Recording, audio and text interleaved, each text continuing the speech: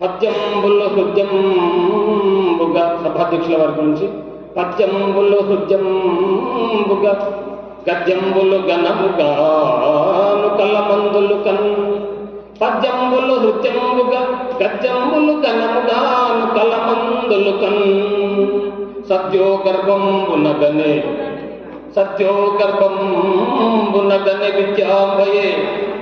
సభాధ్యక్షుల వారు సత్యో గర్భాన ఆయన గారిని అమ్మవారు కనినారు, ప్రసవించినారు అని చెప్పడం. ఎందుకంటే సకల కళలను ఆవాహనం చేసుకున్నాడు కాబట్టి అమ్మవారి కరుణ కృపాక్ష కటాక్ష వీక్షణాలన్నీ పూర్తిగా ఉన్నాయి కాబట్టి విద్యాంబయ్యని అతన్ని కని ఈ జగత్కిచ్చింది. ఈ కళలన్నీ మిగతా వాళ్ళకు రాబట్టి వాళ్ళకు నేర్పమని అనే ఉద్దేశంతో పద్యంబులు హృద్యంబుగా పద్యంబులు హృద్యంబుగా గద్యంబులు గణముగాను కలమందులు కన్ విద్యా సత్యో గర్భమునగనే విద్యాంబయనే తోడవెటి కవీంద్రులు.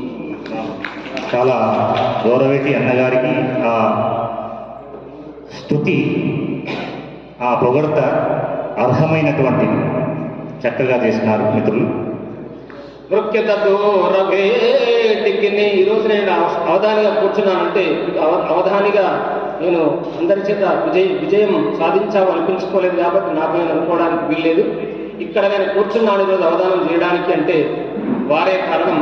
వారి ఆలోచన నేను దాన్ని అమలుపరిచే ప్రయత్నం చేశానంతే. కాబట్టి నాకు వారు గురుతులు. మొక్కెద దూరవేటికి మొక్కెద పద్యపు తోరణానికి అనగా ఆశీర్వాదం ఒకరోజు మనకు సుతమతి అయిన యాత్ర కవి దూర్జటి కలిగెను అని ఒక పాద నుంచి పూరించమన్నట్టుగా సమూహంలో మొక్కెద దూరవేటికి ముఖ్యత పద్యపు తోరణంబుకునని పాదం ఇచ్చిండు. వెంటనే నాకు ఎంతో అప్పటికప్పుడు పూరించి పద్యం పెట్టిన చాలా సంతోషం అనిపించింది. అమ్మవారు ఈ కవితా కటాక్షం ఇచ్చినందుకు అక్కడక్కడ గొప్ప గొప్ప కవివరేణ్యులను ప్రశంసించడానికి ఏమాత్రం వెనకాడకూడదు అనే ఆలోచనతో పద్యం పూరించడం జరిగింది. మృక్యత దూరవేటికి మృక్యత పద్యపు తోరణానికి మృక్యత నక్షరాంజలికి మృక్యత నక్షరాంజలి